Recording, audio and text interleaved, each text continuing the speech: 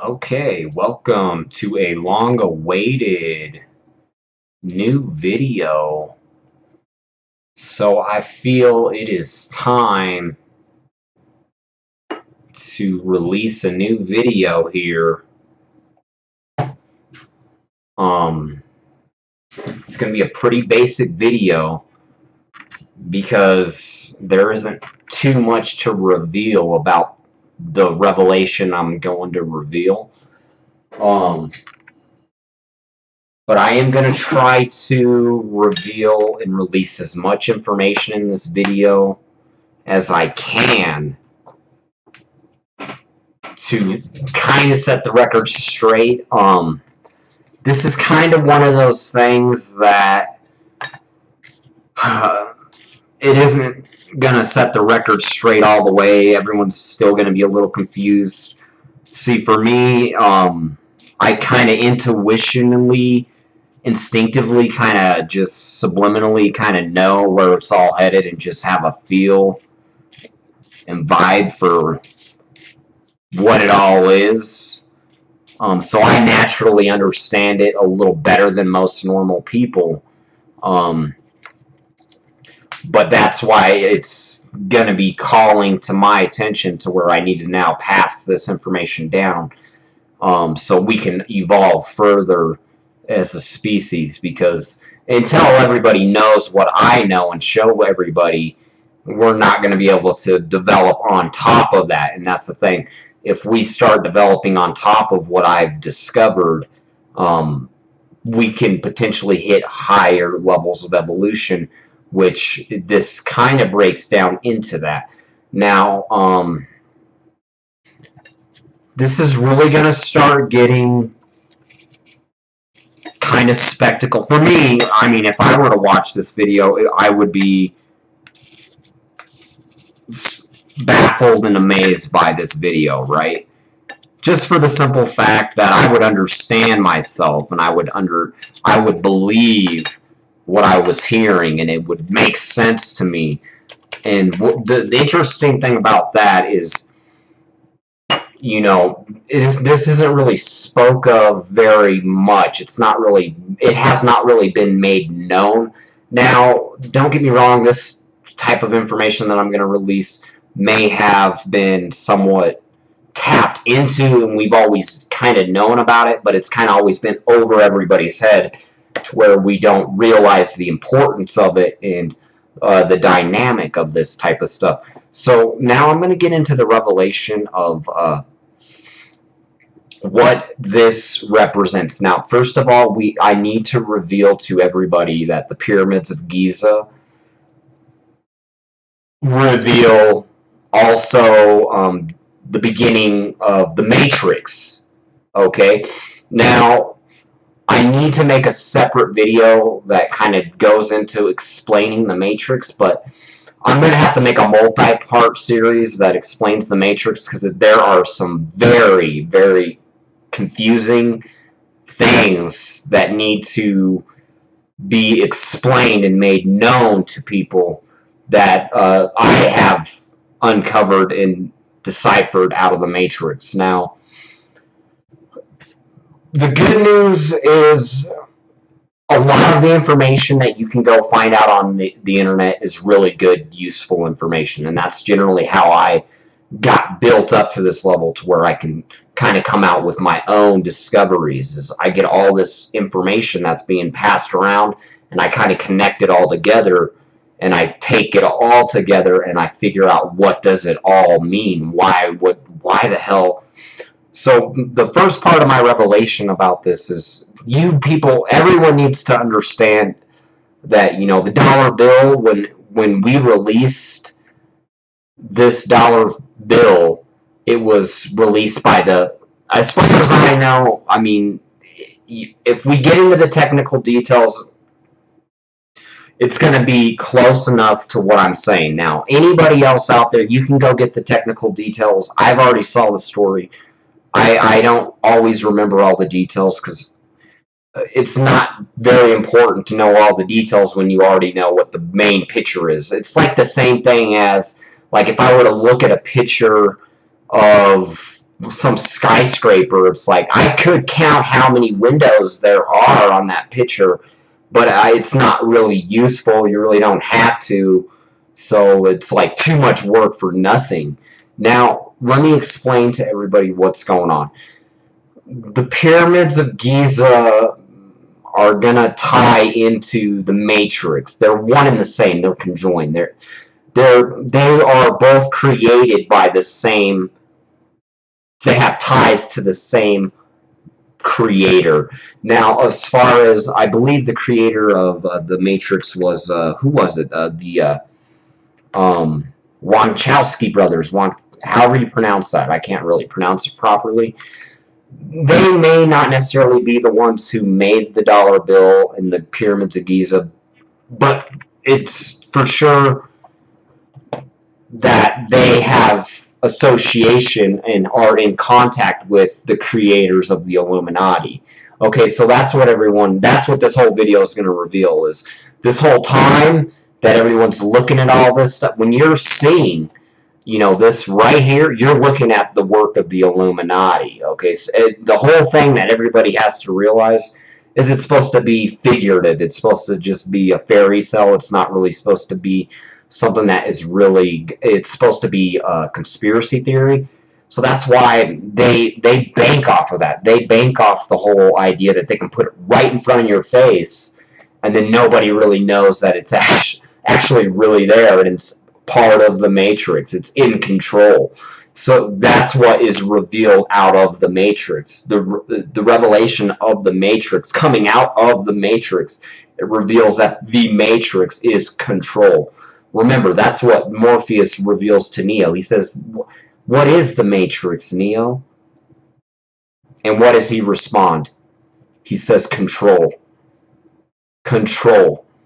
Okay, now, the Illuminati have been in control for probably over 5,000 plus years. And the whole point of the Illuminati being in control, everyone could argue against, oh yeah, they're not in control, it's not evident. Yeah, it's not evident because there isn't a useful reason for it to be evident as far as made known. Like, oh yeah, we're real, we're here, we want everybody to know that. Because it's not, if it were to be beneficial, yeah, they could let everybody know that. But remember, when it works in the way of the Illuminati, you can't go against the definition of what it is to exist. Because it wouldn't be defined as the Illuminati if it didn't have definitions and boundaries to cooperate and ordinate and revolve around. So that's the whole problem. Everybody, their very first mistake is to misinterpret the definition of the Illuminati.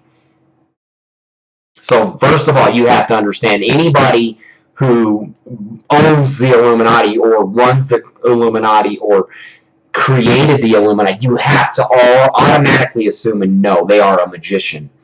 Because that's the definition of a magician, is to trick, fool, deceive, to make sure that someone doesn't really see what is expected. So now it opens up the whole possibility, whoa, this could be a magic trick. This could be something we're looking at that we think is one thing, but it's actually something else. And why shouldn't we be led to understand or believe something to that magnitude when it's exactly what it looks like? We're looking at something, we can't understand it, and it must be something else than what we're really getting.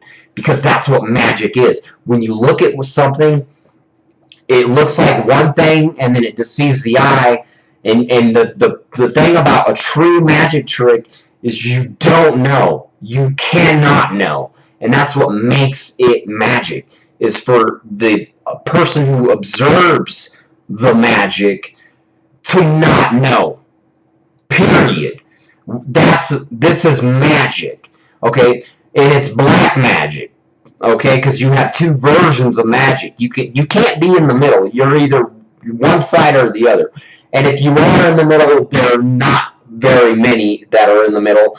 And we're not worried about the ones that are in the middle. And you'll know if someone's in the middle, because if someone's in the middle, they're basically not, they won't be mainstream. It won't be something that they trick. Basically, if they're not a true magician, they won't trick you. They'll basically, you'll know if it's not a true magician. Okay, so yeah, there are some magicians out there that they're not part of the Illuminati because they don't know. See, that's what it means whenever you go into the Illuminati, and that's why no one's supposed to know the truth of the Illuminati until someone who can decipher it and reveal the information by knowing the evidence, deciphering the evidence. And now I can prosecute the evidence because that's what it means for someone to be able to perceive and to correlate and to fucking convict. I can convict this. I can prosecute. I can persecute. And I can judge. And I've analyzed. I know. It's evident. It is evident. This is black magic. Dangerous. This is the most dangerous black magic shit you ever seen in your motherfucking life. You ain't ever seen no black magic like this. This is satanic to the core. This is so black magic satanic. It is run by Satan himself. Now, it's up to me to prove that information because right now, the Illuminati being run by a magician, no one can know that unless you have the evidence, unless you are able to know the technicalities, the evidence. Now it's up to me to try to make this evidence known for your protection. This is for your protection. Because if you don't know about something, it can be used against you. And that's what they're going to do.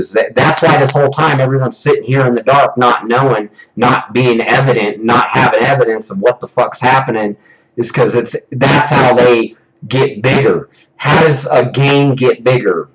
All right, let's take, for example, like a street gang, a drug gang. It could be anything. It could be a fucking, any sort of harmful gang, not just drugs, whatever. Maybe they're just a gang that fucking extorts businesses, whatever it may be. What they do is they need members on their side. What happens when the member goes on their side? No one else is supposed to know what they're up to, what they're doing. Okay, so for the most part, when you're going into gangs and stuff, you almost have zero spot to even get in, because you're not even going to know about it. They don't sit there saying, hey, guys, come join us. If you want to get in, you're going to have to, the gates are going to have to, you're going to have to go barging through the gates and shit. Yeah, shit accidentally happens, and people get sucked into these gangs accidentally or whatever.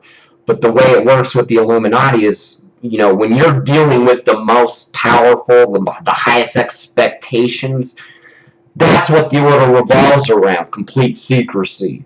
See, that's the number one rule of when you start getting into criminal activity like this, is for there to be nobody to know. That's why they are the most dangerous, is nobody knows. Nobody goddamn knows. And that's what the goal of a criminal is. What is, you gotta think, the number one criminal, his number one goal is to make it so he can trick as many people that he's going after and or everybody, right? So now you're seeing what it would be looking like on his side of the perspective, okay, on his side of the board, his side of the game. He cannot let anybody know, okay? But he still needs people to be curious about it, to kind of just have an idea. That's how you promote. How do you make an order bigger, a gang bigger? You promote. That's what this is doing. This is promotion. See, when you promote something, you put the name out there, so then it's in everybody's mind, so that everybody knows about it. So what's the first thing that you're seeing with all this dollar bill and this Illuminati and the Great Seal and all this stuff going on, the Masons? You're seeing promotion.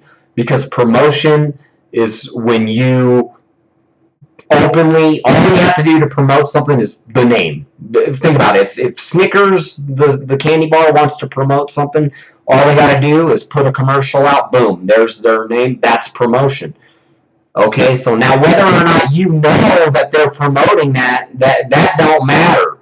because they're promoting to so many people that it don't matter if some people get the promotion or some people do not get the promotion, because that's what the point of promotion is for to only be worried about by the ones who care, who notice. So if you don't even notice that they're promoting it, they don't give a fuck. They're not promoting to you. That's not promoted to you. They don't need to promote to you, because they don't need somebody who's stupid. They don't need someone who draws attention to fucking them, to their gang, and lets everyone know who the fuck they are, when their whole point of existing is to make sure they divide and conquer all. That's when you have to go back to the definition of what does that mean to be the Illuminati? What does it add up to? What has it got to be? So what does it have to be? If you are you have to divide and conquer all. So what that means is you either go to their side or you're not on their side, period. Now it opens up to the whole perception of, now you know the Illuminati,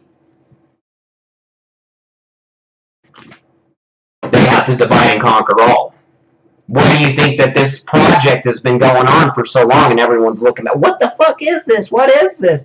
And they're like, well, why is this going on for so long? Why would someone fucking run it? Doesn't matter why. When you're dealing with things that are defined by definition, if that's what it is, then that's what it is. So when someone says, why would they want to be the Illuminati? Doesn't fucking goddamn matter why they want to be the Illuminati. That's what the definition is. It's a matter of, are they the Illuminati or are they not the Illuminati? Now you're trying to change language. Now you're trying to change definitions. Doesn't matter. That's what an Illuminati is. You can't have one without the other. You can't take a little piece of the puzzle out of there and change it to what you want it to be. If that's what it is, that's what it is. You can't go, you have to understand. These people understand language, and they know that that's what it means to be the Illuminati. That means to lie to everybody, to trick everybody, and to divide and conquer. Now, you need to understand, the only way they can divide and conquer, that's what it means to divide and conquer. To conquer means to do fairly, to where they have a fair chance. So what that means is they need us to have a fair chance. What the definition of there being a fair chance means that there are possibilities that they can lose. Because if they have possibilities to lose, then mathematically it makes it fair, equal, conquered. That's how you conquer something, is if it's fair. Okay? Because nothing happens unless it's by being fair. Okay? Now, what you have to understand is this whole time, they're fairly conquering. Yeah, in their opinion, not in my opinion, I don't think it's fair.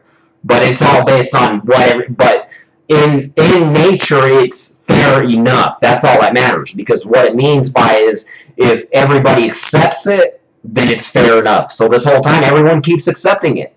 So it's fair enough. Now it's up for me to reveal, hey, no, this is not fair enough. Because it's not, unless you realize what they're doing. They're basically debt collectors, and fucking they're creators of debt. They need people to sign as many contracts on that shit as they can. So as soon as you sign the contract, you were conquered and divided. They fairly gave you a chance to get away. If you can't get away, that's what freedom is defined as, is if you can attain and hold on to and get away. So if you cannot get away, then your freedom has been conquered and divided. Why do you think the whole freedom system is being crushed and destroyed, and it's just crashing and getting worse? Is because that's how it works, is they need it to be accepted. They need you to morph and change and go with the negative path. Because if you go with the negative path and you walk down the negative path, then they can't be held as responsible and get in as much trouble. They know that as the Illuminati. Why do you think this whole time it's always been so secret? That's why I love to reveal in break this information out of there, because it's like, if we know what the fuck the point of all this shit is, it's very easy to become equal and opposite. So you can be equally powerful and greater than them when you use this against them, because you already know, oh yeah, well, as long as I don't sign the contract, as long as I don't go along with it, if I don't agree with it, if that's not what I expect. And it's a computer system. The universe is a computer system. Your mind, your brain, you just think information. It travels billions of galaxies out into the universe because it's connected through the matrix, through the computer. So if you authorize that shit and you program it into the universe, you're writing contracts. You're making deals. You can't be making deals with the wrong people, because when you owe the wrong person, now you've been divided and conquered, and it's fair. You don't want it to be fair for them to be able to say, hey, it's my call, you're my possession, you do what I tell you to do. That's what it means to be a hostage. If you're taken hostage and it's too late, there's nothing. You have to go with what it is. If that's what it is, that's what it is. You have to make sure that that cannot go through. That does not happen. That's why you can't authorize it. It doesn't mean that anybody that's getting kidnapped or whatever is authorizing that. That's a different situation. Because what the Illuminati does is they do it different. They know that if they just do straight up kidnap, because they could have already divided and conquered everybody if they did it like that, just kidnapping people without anybody knowing about it, fucking with their fucking backs turned. They could have done that a long time ago, but they would already be divided and conquered, because they need to make it equal and opposite. If they can't do it fairly, then they can't.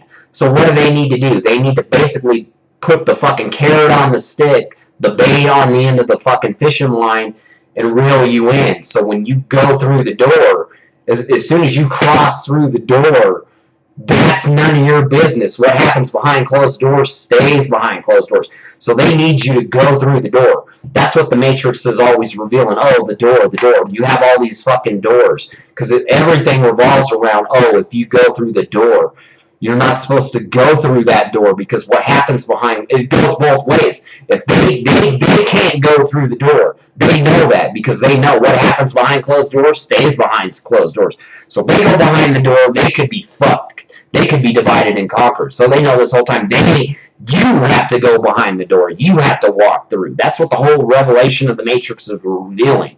You have to walk through. Because if they drag you in there, it's not fair. It's not the way the Illuminati gets power, because it's a crime. It's against nature to work in that manner. And Lucifer knows that. Lucifer banks on the fact of, if somebody says something, then that's what they said, and then they have to fucking pay for it. Well, that's what you said. So that's what Lucifer banks off of, is if he can run over to the front of the Creator's face and be like, well, that's what they said. Get out of our business. Don't come behind closed doors. That's none of your business. Because that's what was expected. That's what was set into agreement. That's none of your business. So now that's the truth. If your business is business with this person, and your business is business with this person, it's no one else's business to come in behind closed doors if that's what's been established or what it is. So that's what Lucifer always gets everybody to do, is come in behind closed doors. Come in too far. Go into the black hole. Because when you go in to a situation, it's nature where there are situations where you can go in too far, where you can't get back out of. And that's where I have to reveal, yeah, you guys can. They're at the point of no return. It happens everywhere, right? In all sorts of situations. How many times have you heard of the point of no return? What about somebody that's just swimming out in the middle of the ocean and they're just doing it for fun? And they're 2 miles off in their boat, and then they get eaten by a shark. Because what had happened, they crossed the point of no return. Whether or not you know that, how are you going to know that if it's a black hole? That's what the revelation of a black hole is that's nature, is where you're going to get to a point where you're too far in, where now you can't get back out. Why? That's why it's up to you to know, like, am I going into a fucking area that's safe? You know, am I going to be going behind closed doors? And that's what happens. If you go swimming out in the middle of the ocean and off your boat, you're opening up the door. You're walking through the door. Now it's a matter of, do you go past the point of no return? Yeah, not every time, based on the math and the odds, are you going to go past that point of no return? Because it's rare. You're not going to know. Because do you think anybody really knows that they're going past the point of no return after they go past the point of no return? See, that's why it's called the point of no return. Is after you get to the point of no return, when you're trying to return, you realize, oh, there is no return. Hello, it's nature. That's nature. That can happen.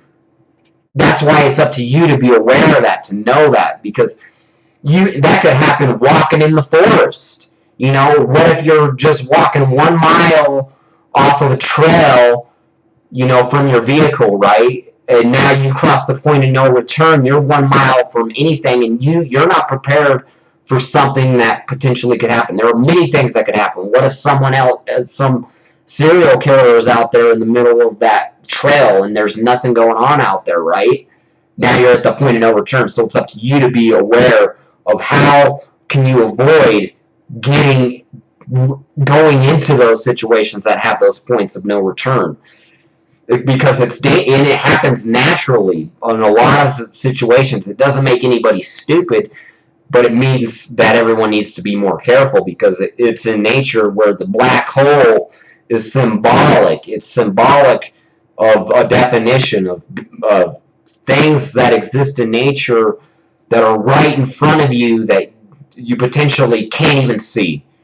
And the problem is, the Illuminati banks off this holographic language, and that's how they're so powerful, because the serpent can trick and he can put you into debt. See, I can put you into debt by talking to you, because if you don't notice what I'm trying to tell you and teach you, it will create a debt, because that's what a debt is something that you owe, something that can be used against you. Alright, so if you are unable to evolve through my teachings and take it seriously, that hey, we do need to be useful, we do need to be harmless, as far as we are not expected. It's not nature to be bad, to be harmful. So that when everybody's out there fucking preaching there's no such thing as good and evil, they're just misconceptualizing language, because language is very powerful and it can be overlooked, and it's not until people like me who can help reveal this flaw. It's an exploitation, a hack. I know this because I'm like a mind hacker and I'm the most dangerous person in all the universe, aside from the creator and maybe a few other circumstances. But the thing is, what separates me from other people is that's what magic is. You know, any true magician, they can't just go tell you, hey, this is my magic trick, because then it's no longer magic. So same with me. If it were to be beneficial, yeah, sure, I could reveal the magic and the secrets I know, but then it would come down to you, the other person's limited amount of understanding, which makes me through the charts. Is only I'm really going to be able to understand to the dynamic and levels that I understand for me. Like, I could go try to explain everything I fucking know down to the detail and it does not ensure or guarantee that you would even understand as much or more. Because it could be one way or the other. You could understand as much or more, or as much or less. So it could be one way or the other. So that's why it's up to me. I'm taking a gamble. I'm gambling that you won't know more than me. So I can't reveal more information to where I could potentially have someone out there knowing more than me, because that's what makes me useful. Shit, if I didn't know more than the Illuminati as far as how to defeat and divide and conquer them, because through the mathematical universe, the way the universe works, But then I'm useless. I'm not the one who's going to be sitting here saying, hey, I'm destroying the Illuminati. I've fucking balanced the equation, which is the revelation of the Matrix. Is the Matrix is going to be experiencing the event, the anomaly, who balances the equation, because it goes on both sides. When you have one person fighting on one side, you're going to have someone else on the other side who has to balance the equation to make it fair, which is me. The way I make it fair is because I'm a normal person. I was just like everybody else. And the only reason I know what I know is because I looked at what I knew and I figured it out for my own self, and I put it into understanding for my own self, because I have that ability. It's just everybody has their, and that's my talent. You know, I'm not going to go, maybe in later videos I can go explain certain things, but I'm already past the point where I know. I'm so far through the roof with my exploitations and hacks. And everybody's different. There are different areas of fields. It's not like I could just go fucking hack the fucking computer to where I could just go make it do anything I wanted, as far as like, oh, I can just run any website and take over a website. No, that's not the type of hacker. See, you have to understand there. See, and then it comes down to if you think that's useful or not. See, for me, I don't think that's very useful.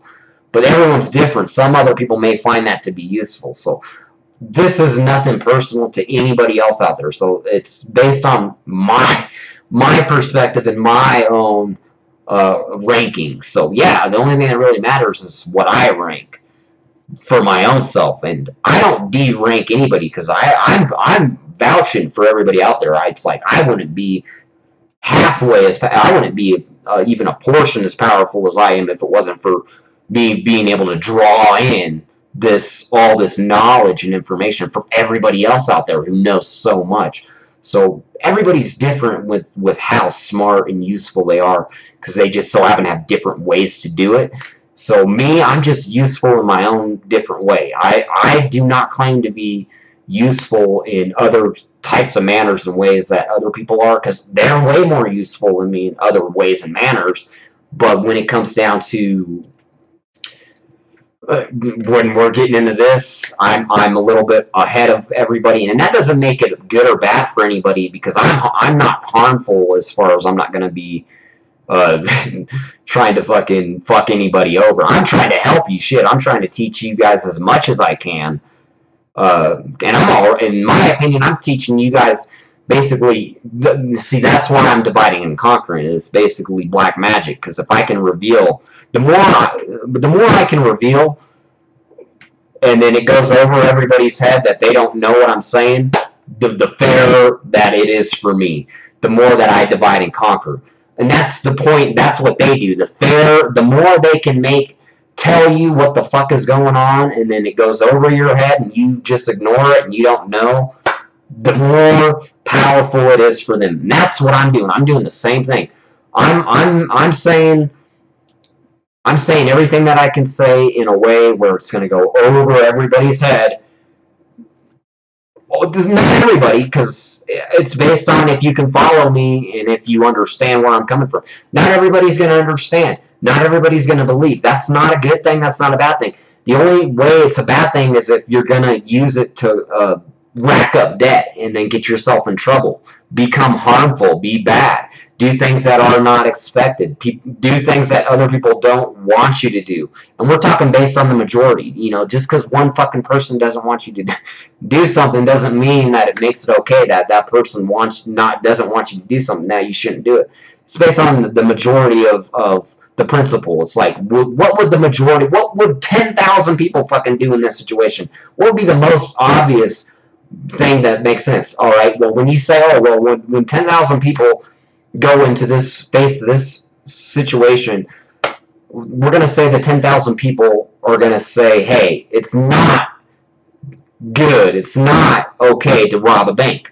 Okay, let's just say over 50% of that 10,000, you were to ask 10,000 people that, we can all agree, or out of the 10,000 people, if they're serious, they're going to say, no, yeah, you should not rob a bank. And how many people are going to say that? Because that's nature. We know that. That's because that's where you have to be truthful to yourself, and you need to be right, because if you're wrong, now you're making wrong choices. You're making bad choices.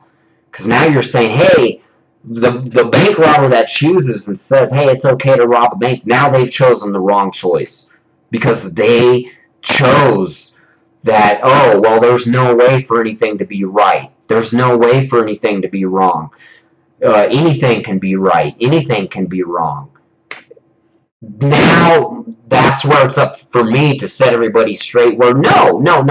You can do right, and you can do wrong, and you can be good, and you can be bad, and you can be harmful, and you can be harmless. Okay? And you can help, and you can be unhelpful. And you can do the opposite of help. What would be the opposite of help? Torture, bring down, destroy, fight. Okay, so it's all equal and opposite. Now it's up for everybody to understand, well, what is fair? What is a fair estimate of based on what is expected in this situation? All right, now here's another good example. If someone's breaking into my house, what do you think out of 10,000 people, what do you think their answer is going to be? Is it okay to shoot somebody and kill somebody in self-defense? And they're breaking in your house. Of course, there's going to be different scenarios and circumstances of how this event can occur. And it's going to cross into different boundaries when, okay, no, it's not okay. Yes, okay, yes, it is okay. For example, where would it be a situation where it would not be okay to just go fucking kill somebody for breaking in your house? What if it was your son? You wake up in the middle of the night and your son's breaking in your house, but there's some sort of reason. Oh, he locked his key in the house, and now it just looks like, you see, you can jump to conclusion, and then you got to be careful. You have to know, is this right? Is this wrong? Is there circumstances? Is there usefulness or is there unusefulness? And that happens. That shit happens. And that's why it's up to everybody to be clear-minded, to be able to know language, to be able to make these right choices. And to be fair about it, don't exaggerate it. Don't be fucking some dumbass saying, oh yeah, it's okay to just go rob it. Now you're making the wrong choice. You can say it's okay to rob a bank, but does that make it okay? Not when you go ask 10,000 people. What's going to happen? You ask 10,000 people, damn near every single one of them is going to say no. That is not okay, and that is not going to be harmless. That is going to be harmful. That's what they'll tell you. Yeah, if you decide to rob a bank, that's going to be bad. It's going to be harmful, and it's going to be potentially dangerous.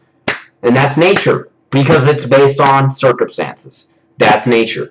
So all these fucking people brainwashing everybody, telling everybody party it up, nothing fucking matters, doesn't give a shit, there's no goddamn right, there's no goddamn wrong. Yeah, well, guess what? If they're going to practice what they preach, and they're going to say there's no such thing as right or wrong, then let's have them prove that. You know how they can prove that? Guess what? They should have no problem proving that nothing matters and that there's no such thing as harming and unharming things if they can just go, let's say, cut their arm off. Okay. So all of a sudden you're saying nothing's good or bad.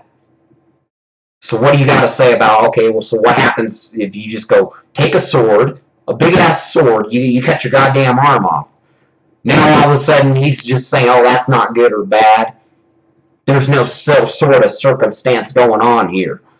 That's because they're limited. They like to jump. They like to come up with one thing and say one thing, and then if it makes enough sense for them, then that's all that matters. And that's how it's supposed to be. As long as it makes enough sense for you, hell, that's all that matters. And that's fine if that makes sense for you, but stay the fuck away from me. Shit, I don't want to be fucking hanging out with someone who thinks it doesn't fucking matter that you goddamn cut your arm off with the sword. Who in their right fucking mind would think that it doesn't goddamn matter, that it's okay? That's what they're stating. That's what it means to state that nothing matters. Nothing's gonna matter. Nothing will matter. Nothing is going to matter. Okay, so it doesn't matter if I cut my fucking arm off with the sword. How do you answer that? Now their answer changes. Oh, that matters. Now they're being what's the word?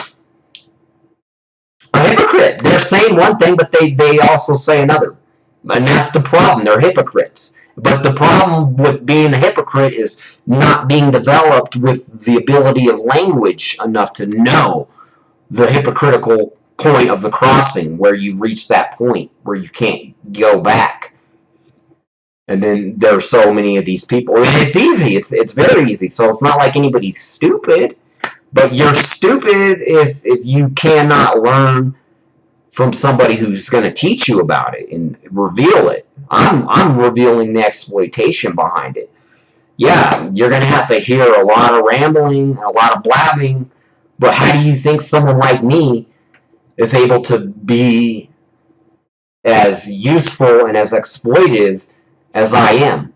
It's because I like to add another saying, another saying, another saying, another saying, another saying, so that it makes as clear sense as possible. And that's how I even got to this level of knowing what I know, is because it's like I'm sitting here brainstorming in my head, and I'm, polishing off my thoughts, my ideas, and then I'm not going to stop brainstorming and putting them together until I can connect and make sense of it all. So it's like, oh, well, this doesn't really make sense. I'm not going to ignore that. If it doesn't make sense, I'm going to think about how could it make sense? How could it not make sense? Okay. Now, I'm getting a little bit off subject. I haven't even really got very much into the subject at all of what I'm going to be talking about here. But that's because when you're going to be learning things from what I'm going to reveal, it's going to take a lot of learning other things before. Because it's like, if you don't know one thing that I'm saying, it's not going to make sense when you hear the other things that I'm saying. So it's up to me to put into making sense as much as possible. And I'm the type of person where when I look at instructions, say I buy something off Amazon and it's going to give you instructions on how to put your desk together, I absolutely hate looking at instructions and then it's like, doesn't make sense. Don't get me wrong, a lot of the times if you get those sort of instructions, they make sense, but only after you like squint at it and then you really think about it, and it's like, well, why didn't they just fucking say that? And then I wouldn't even have to have thought that. And that's where I'm a little bit different, and I'd say a little bit higher quality when it comes to explaining things, because I don't like to leave a little blank spot in areas, because I notice it. It's like, dude, that's blank as why. It's like, it would have been so much easier if they would have just said this and added that, and then it would have been able to make sense of all this. It's like, all you gotta do is just add one little thing, explain one other thing, and then it's like, how hard is that? Now everybody understands. So the thing is, I have so many goddamn things that it's like I can only break into chunks of it at a time, and as it's, because when I'm making these videos, I'm not getting a piece of paper and I'm not putting out a structure chart. It's from the mind. It's freestyle. It's from literally, let's say 6 months going to work, coming home, watching movies, playing games, purely having no preparation, no planning. All right, one day spontaneously come home. All right, I'm satisfied with as much knowledge as I have brought in through my recess and my development, that it's now time to make progress and go forward with what I'm going to reveal. Now, spontaneously, yeah, I could have made this video sooner, but that's why I wait, and I wait is because I want to make sure that I can get into as many of the clear details that I can without leaving out details that are needed to be added in there. So for me, when I'm waiting, you see my latest video was like a year ago, almost 9 months. So when I'm making new videos now, who's to say? It's not to say that I'm always going to take 1 year to make a video. It's just right now I'm at a point where I could probably make one video per month. Okay, but I'm actually a little bit busy. It would probably be safer to say that I'm probably going to be able to release videos at a rate of at least 1 per 2 months or 3 months. But I'm pretty busy. But like I say, when I have these moments of eureka, when you're clear-minded and you know how to explain it and put it into context, then that's why for me, I'm just freestyling it. These videos will most likely be remastered and remade, and this will be my outline. So now it'll be a lot cleaner.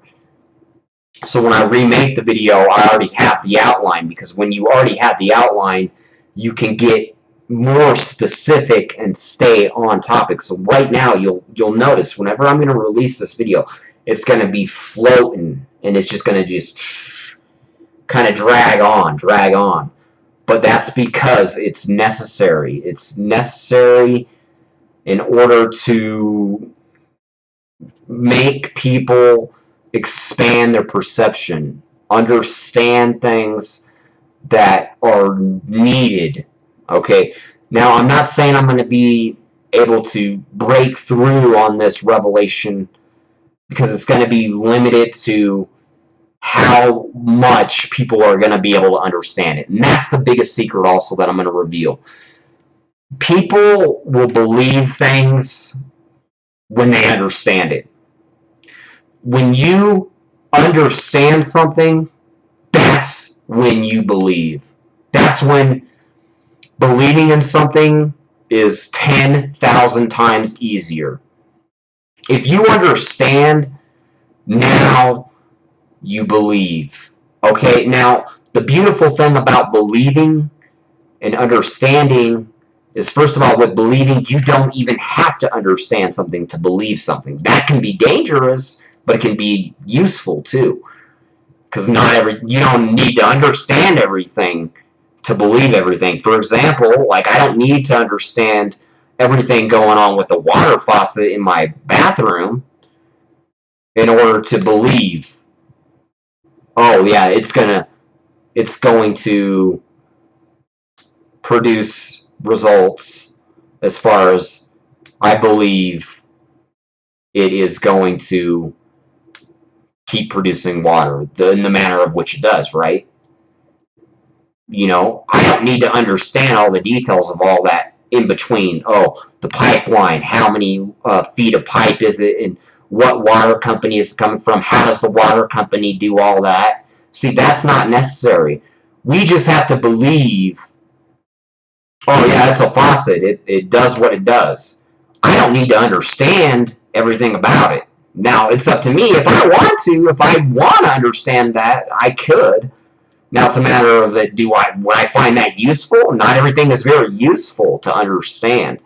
And that's what I'm trying to reveal. It's like, most things are not very useful to understand, Like, it wouldn't be very useful to understand, like, how long have these pills in this Advil PM bottle been sitting here, down to since they came off the manufacturer line. That's not something I really need to understand, because that's the way the universe works. It's not very useful to need to understand everything. And you're always going to run across that person who's trying to understand something that isn't useful. It's like, well, yeah, you could want to understand that, but for me, it doesn't cross my mind to be very useful.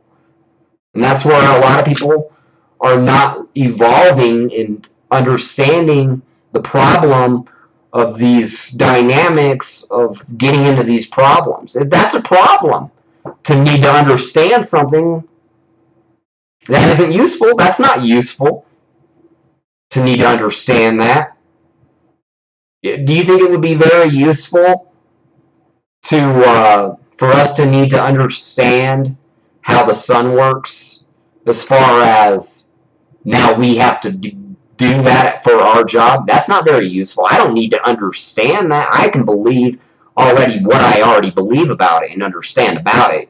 And that's all I need to believe about it. I don't need to understand anything else about it. If I could understand more about it, that would be cool. Yeah, maybe it would be useful, but I'm never going to know that because I can't. How am I going to understand something that I can't understand? And that's what people don't realize. That's nature. You're going to reach a point, the point of no return, where you can understand that. You don't need, you're not expected to understand that. You don't need to understand that, and you're not gonna. So everybody wants, yeah, you can want to, fine. And you can gamble, yeah, well, maybe I will. What if I do? Yeah, maybe you will, maybe you will. Now you're gambling. Now it's up to you. Now it's up to, if you understand, more power to you. Good for you. No one's doubting you. And that's what everyone needs to realize. Everyone's coming at everybody as if everyone's doubting everybody, like, you don't even, you can't understand that, you don't need to understand. It's like, you know what, if you need to understand that, and if you can understand that, good for you. That's good. Good for you. But if you can't understand, if you cannot understand something, it is stupid to be sitting there saying, hey, we need to understand that. Because nature works in a way where you're always going to reach a point. You don't need to understand that. It doesn't make sense. Why the fuck would you need to understand that? Let's go to some more examples, so then you can know how to get past that point of no return. Because now what we're doing is defining what is the point of no return. When do we cross the other side? Because if that's what's important, is knowing when are you crossing the other side. Because if you're not crossing the other side, there's nothing to perceive. There's nothing. It isn't going to matter, and that's what everybody's confused about. They're like, oh, I'm not crossing the other side. And I'm sitting here, yeah, you have crossed the other side, and you are crossing the other side.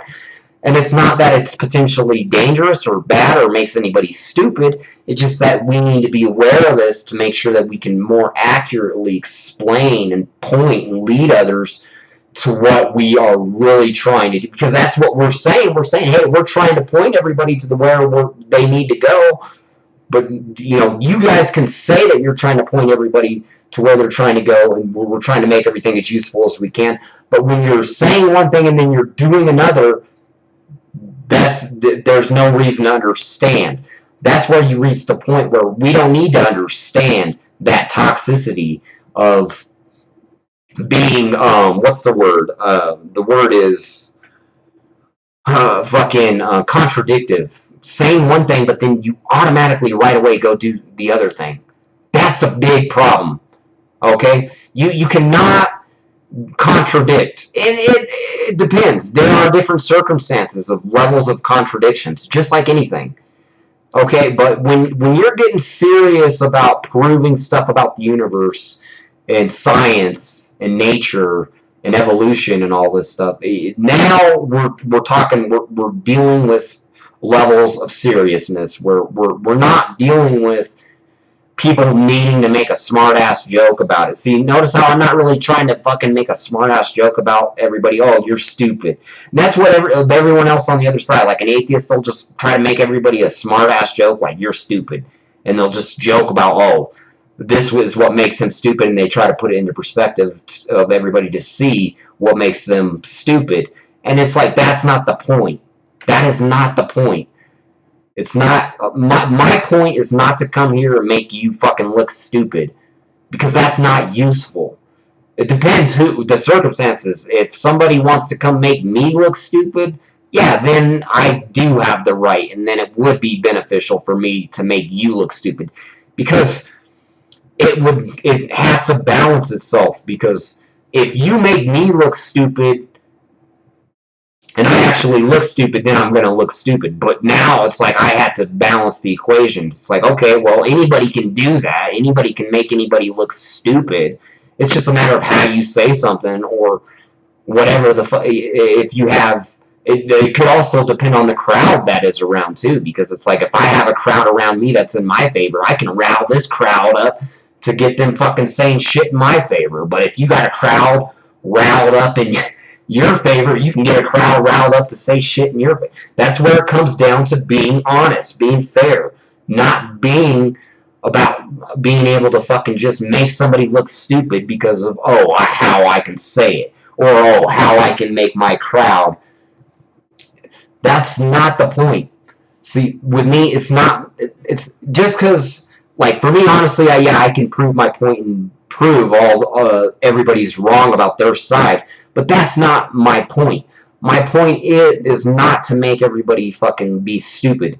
It's just to set shit straight so that we're not all fucking being deceived, tricked, lied to, because that's potentially going to downgrade you, potentially take away from your potential. And I want people to be blessed. I want people to be helped, useful, make right choices, come up with good ideas, come up with solutions to problems that potentially are problems. Because now that's the whole reason that this is being debated.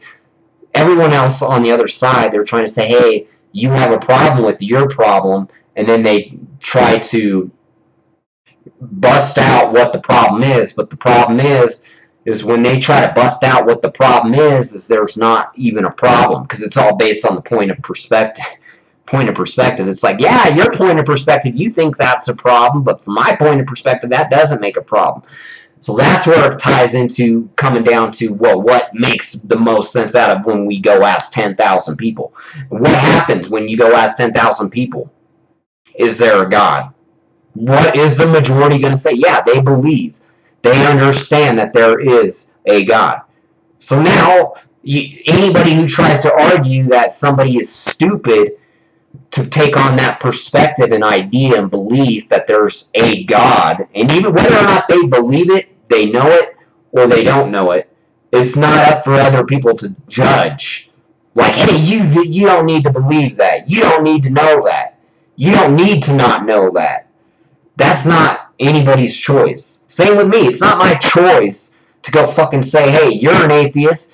You need to stop being an atheist. You need to believe this. That's not my job. That's rude. That's why I have the utmost respect for a potential atheist or someone who's on the other side, because it's not that anyone's wrong. Because it could go either way. It could come down to maybe I'm misperceiving it, maybe you're misperceiving it. That's why it's like, dude, there's nothing to get worked up about here about. Let's just lay the facts out and see what fucking lays out and makes the most sense. And then everyone starts taking it personal and saying, well, you're stupid. It's like, that's not the way this is supposed to be.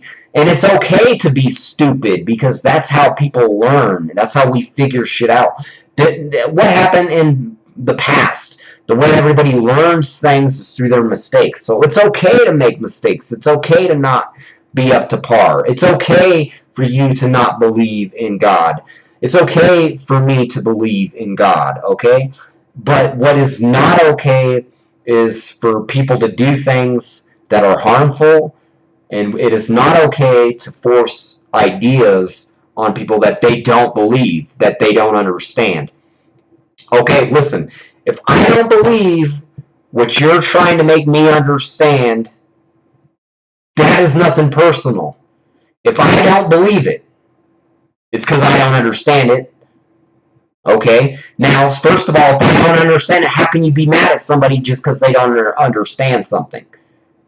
I'm not going to be mad at somebody because they don't understand something. Why the fuck am I going to be mad at somebody because they don't understand something? Because guess what? If they understand something, then they will believe. Same with me. Don't be mad at me because I don't understand you. Don't be mad at me because I don't believe you. Don't be mad at me because you bend your words to work in your favor and I bend my words to work in my favor. That's nature. That's how we work. Oh, well, when I look at it at my perspective, it works. Same with you. You do the same shit. Oh, when I look at my perspective, it works.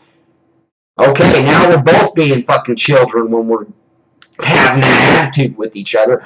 Well, when I look at it in my perspective, you look stupid. When I look at it in my perspective, you look stupid. That is not what this is about. This is not about saying, because it's okay to make mistakes and be potentially wrong. When is it okay to be wrong? When it doesn't harm anybody. It's okay if I'm wrong about there being a God, as long as I'm not harming anybody. Same with you. It's okay if you're wrong that there is not a God, as long as no one's being harmed. We don't harm nobody. It's okay. It's okay if you're wrong. It's okay if I'm wrong. All right, chill the fuck out, guys. You're being divided and conquered by the Illuminati because it's a mind game. You're being programmed.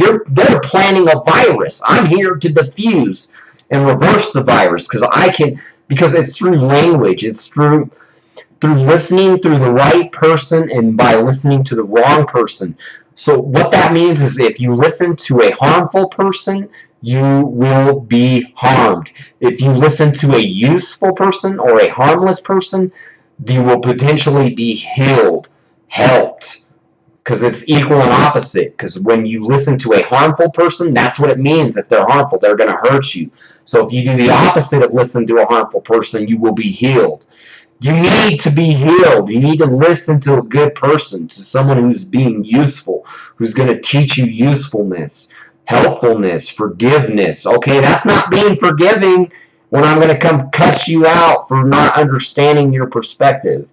That's not nice. That's not good. That's not useful. Okay? Why do you think I'm trying to put this in broad daylight, in very open perception of what this problem is all about? Okay? It's all a matter of pointing the finger, and it all comes down to who can point the finger and who has the most people behind them pointing the finger with them.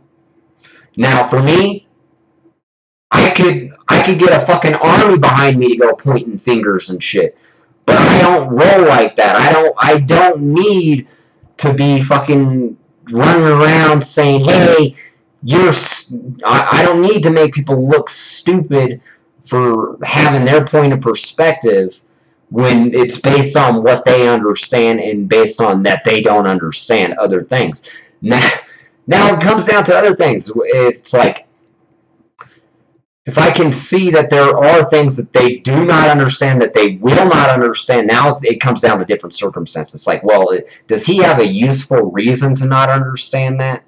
First of all, that's another thing that these atheists have to understand. It's like they have to sit there and step back and say, hey, do these people have a useful reason not to understand my point of perspective? Yeah, we do.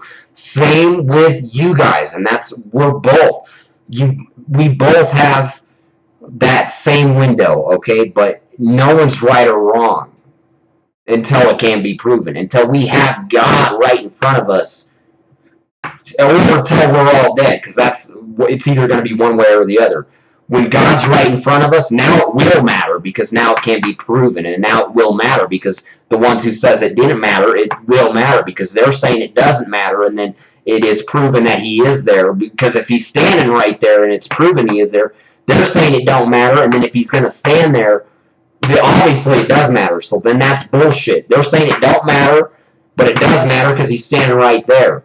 Now, the other way it can end out is if we're all fucking dead and he's never there. Alright, well guess what? If he's never fucking there and we're all goddamn dead, then it doesn't fucking matter anyway. Who the fuck gives a shit? Because no one's ever going to be around to talk about it or debate it anyway. So, the way I see it, there's only one useful answer to the fucking question is like, yeah, he will be standing there at one point. He is minding his own business. He is not getting involved in other people's businesses. He is letting people do whatever the fuck they want to do. He is leaving people alone, because that's nature. Did you ever think, hey, is that nature to fucking let me mind my own business? do my own. And what is man's nature? Oh, you know what? Let me mind my own business. I don't care. I don't care. If I'm wrong, I'm wrong. Let me be wrong. That's man's nature. If they're wrong, oh, they want to be. God knows that. He's like, all right, fine. I'm going to leave you alone. You want to be wrong because that's nature. That's the way it is. You don't get into people's business if they don't want you in their business. God had to teach everybody that it's stupid. It's not useful if you come to that point in a relationship with him to where you're saying, hey, it's none of your business. Stay out of my business. And that's nature, to where we're always going to reach this crossroad to where we're like grown up. And we look at him and we say, hey, mind your own business. And now it's up to him. And now he has to mind his own business.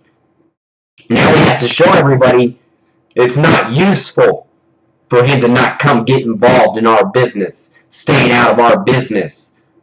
And yeah, we had to learn the hard way. Because we wrote the fucking the script. We signed the contract. He knows the simulation. He knows times infinity simulation. He knows where it's headed. He knows where it's going to go. Where's it going to go? You're going to always reach a point where everyone's telling him, hey, stay out of my business, leave me alone. And now we have to learn the hard way. That is not useful. That is not useful to be telling the wrong person, stay out of my business, leave me alone. Because guess what? When you reach that point and you go telling God, hey, stay out of my business, leave me alone, that's not useful. It's not useful. Obviously, if he's going to come get in your business and he's not going to leave you alone, it's because it's going to be for your benefit. Because why? He's God. He's the one who knows all. But it's also our right, our fair right to have that space. Because if he are not to know, okay, what if he can't solve the problem? That's the whole point of not wanting somebody to get in the middle of your problem. Don't get involved in my problem. You can't solve my problem. How am I supposed to know that you know what my problem is? How am I supposed to know that you can solve my problem? How am I supposed to know that you can solve our problem? That's not for somebody to go get in to somebody's business about. Okay? Now you can see where this all goes when it comes down to trust. When you have to. That's nature. You have to trust people because it will come down to that point. To where you do. Whether or not you want to, you will. And you do trust somebody. And this is where it goes to. Bam! Tricked. Deception. And it's not that anybody's stupid. It's nature. It's nature for people to go into debt, to not notice, to be tricked. Okay? That's what I'm sitting here. That's what I'm doing. I'm giving them a taste of their own medicine and I'm tricking them. Okay? Because I'm showing everybody how this shit works. I'm tricking them so badly that they're never going to forget this shit. Okay? Because they fuck with the wrong guy. What do you think I'm doing? This is witchcraft. Anybody that talks, anybody that you watch that makes a YouTube video, when they talk, that's all witchcraft. It's all witchcraft. My witchcraft is the most dangerous, the most powerful. Because if this goes over your head, don't come crying to me. Don't come, because that's what I want to do. That's what I'm gonna do. I'm gonna fuck everyone out the goddamn water so hard that I'm gonna make your ass never forget this shit. So then you sit there, stop acting like some smartass, some dumbass, thinking that you can go fucking say one goddamn thing and that proves everything. You think because you can say one fucking goddamn thing you can prove everything? Now you're gonna have to go through me. Now you're gonna have to come proving more shit than I can. And you can't prove more shit than I can because I know somebody that you don't know.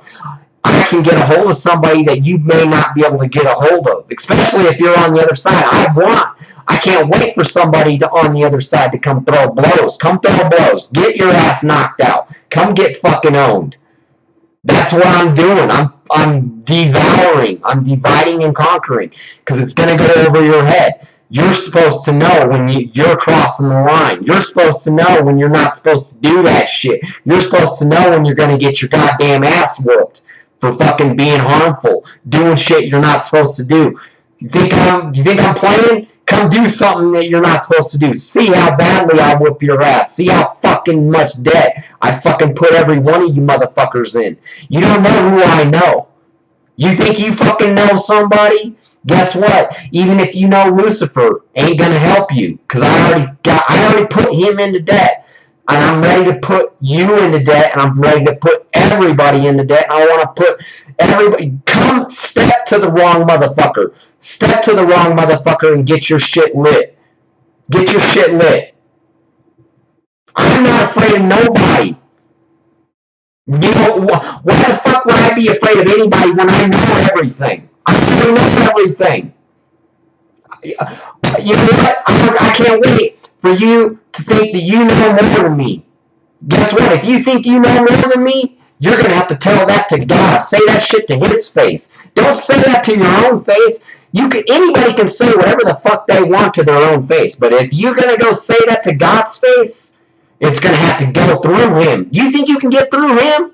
When he sent me to fuck you up, he sent me to fuck you up. He sent me to tell you that I don't like you.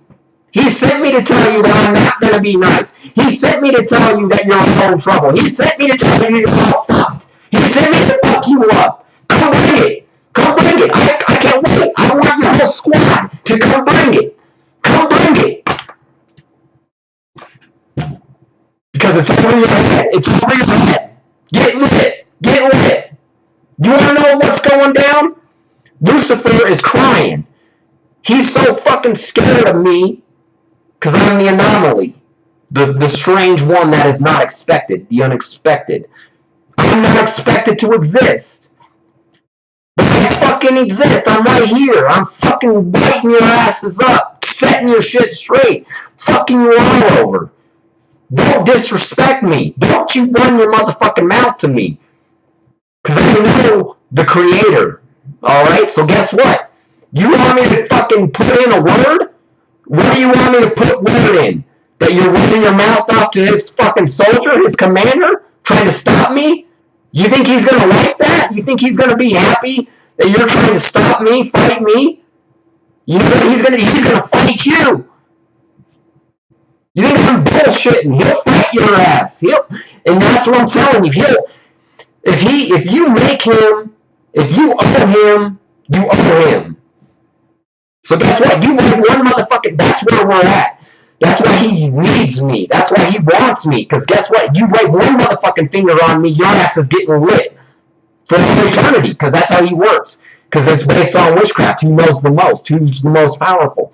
Yeah, you damn right. You fucking wave one fucking goddamn fucking finger on me. You take one fucking, you do any motherfucking, you even think about harming me, and you're going to have to get through him. And don't know about it. And what do you think's going to happen when you're going to sit there trying to go through him? He's going to keep pushing your ass down. Pushing your ass down. He's like, you ain't going nowhere, bitch. You ain't going nowhere, motherfucker. Because your ass got rid. You got put into debt. Now you tried to do, what you tried to do to me is what he's going to do to you. But it's going to be times infinity. Because he's done with this shit. He's done. It's not rocket science. We don't need me. We don't need me to sit here to tell everybody, don't do this, don't do that. All right? We don't want that. Why do we want people to tell people, don't do this, don't do that? We know that. We're not stupid. We're not fucking children, okay?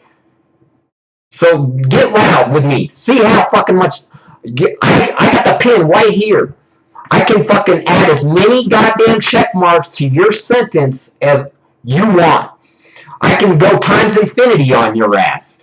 That's why I love my job. Because I'm saying shit that's over your head. You don't know motherfucking shit. You don't know nothing, motherfucker. Loudmouth, dick-sucking, motherfucking fake-ass bitch. You can't prove shit. None of you motherfuckers can't prove nothing.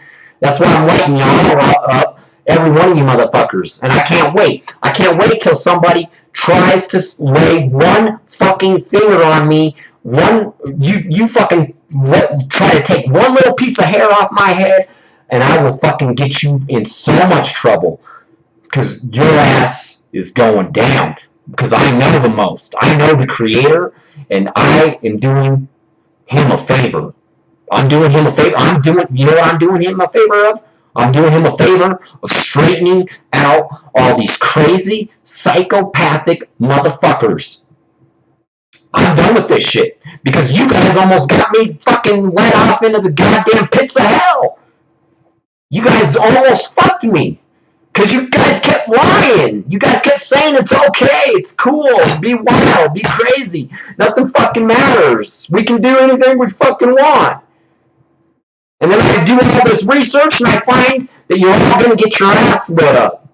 Because I kept thinking in my head, that don't make sense. Why do they say that? Why do they think that? That doesn't make sense. That's not right.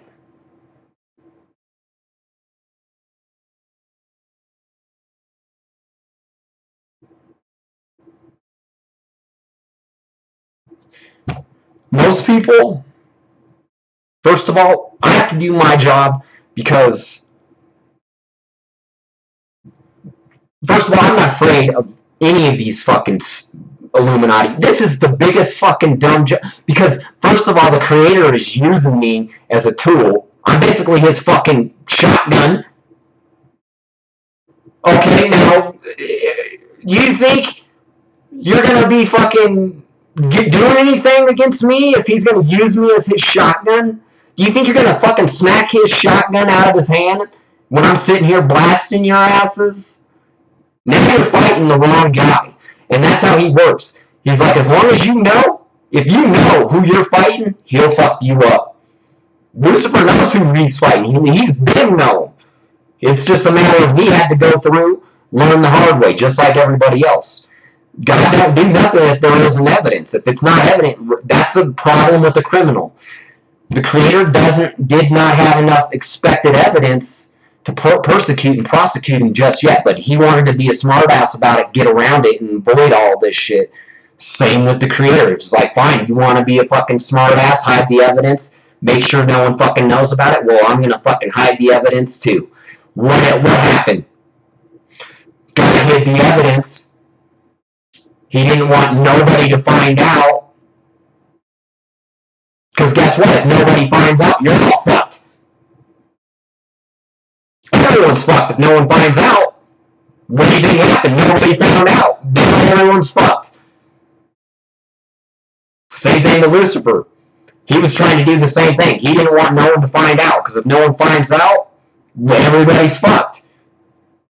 And the creator's like, fine, you think you're going to fuck everyone over? I'm going to fuck everybody over before your dumbass does.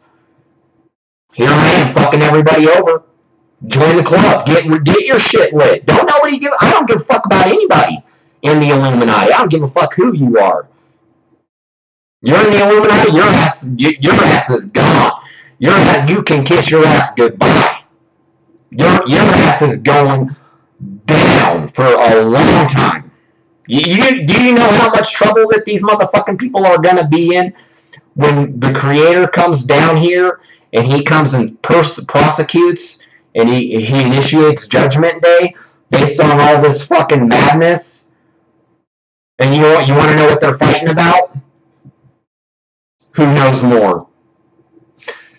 Lucifer he's sitting there, and saying that no one's going to find out because he knows more.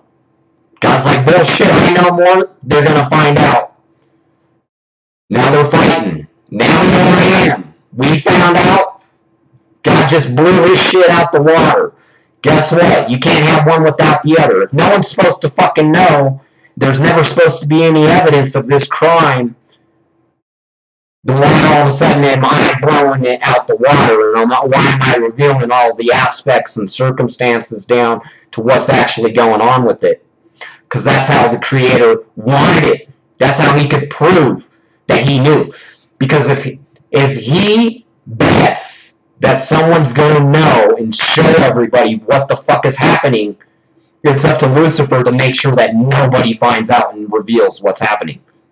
Now it's all up to you if you understand and believe what I'm telling you. It doesn't matter if you understand or believe what I'm saying. Because the only person who needs to understand or believe what I'm saying is me. The only thing you gotta be worried about is if you know more. If you know more than me, I'm fucked. If I don't have evidence, I'm fucked. That goes either way. If you don't have evidence, you're fucked. If I don't have evidence, I'm fucked. Why do you think that I say this shit so openly and I'm telling the Illuminati that they're nothing, I don't give a fuck, that I'm not afraid of them? Because I have evidence. I don't give a fuck. They're fucked. If I didn't have evidence, I would be fucked. I wouldn't be saying that. I'd be fucking staying the hell away. I'd be running. But I know, because that's how it works. When you know something and you can say something, it comes down to whoever points the finger. If I point the finger, your ass is grass. Because I have evidence. I know. I understand. I believe. And that's... Oh, now that was a little bit more of the background of kind of my destiny and my I can't really believe that I'm as high ranked as I am myself, because it's kind of shocking, and I know it's fucking crazy. I seem like such an average, I somewhat come off negative and toxic, but it's like a matter of your own perspective. Yeah, if you're on the other side and you're an enemy, yeah, I am harmful, and I do want to be harmful, and I do want to fucking straighten your ass out and make you not like that. Yeah, the more you don't like me, the more I don't like you. I don't give a fuck. I don't give a shit. Unless I understood something else. If I understood something else, maybe I would give a shit, right? Not from what I understand, not from what I believe. Oh yeah, you can't tell me that I don't understand what I understand, and I believe what I believe when I'm looking at what I'm looking at. And if I'm looking at what I'm looking at, and I know what I'm looking at, and then you can't prove those circumstances otherwise in a reasonable manner without just trying to pull the he said, she said, fucking stupid this, stupid that, then it's not useful. It's not useful. Okay, now let me get back to, this may be a little, I know I have my haters, so whenever I reveal something, as people will be like, that's not even really that big of a deal. Yeah, well, that's what makes me so much powerful and having higher, powerful is defined by expected. What's expected? Expectations. So if you are very powerful, it means you are very expecting. You have high expectations. I am very powerful. I have very high expectations. I am very expecting. Now,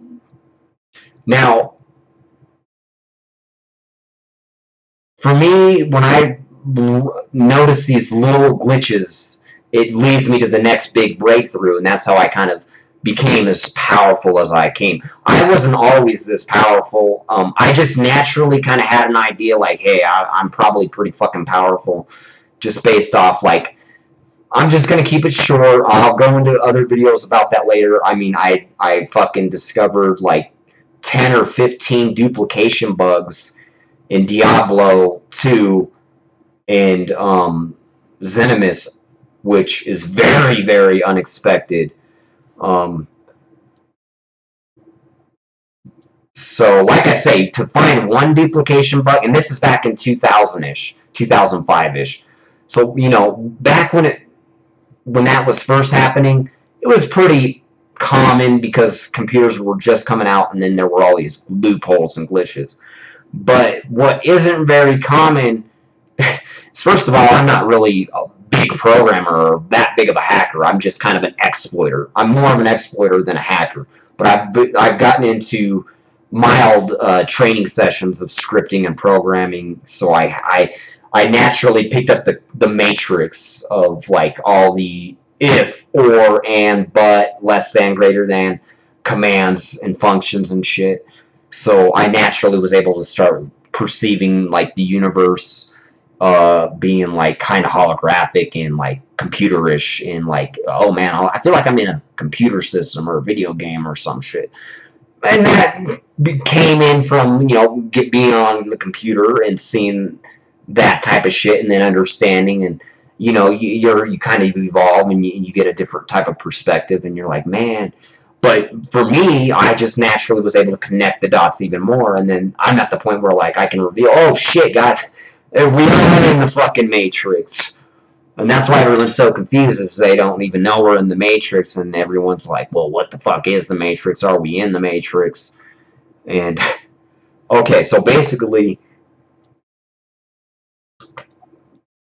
let me reveal the revelation of the Great Pyramid here. The biggest thing a lot of people need to understand is language is the most powerful / expectful / expective nature of man. So it's very powerful. It's overlooked. How powerful language is very overlooked. And that's how the Illuminati controls everything, is because their language ability.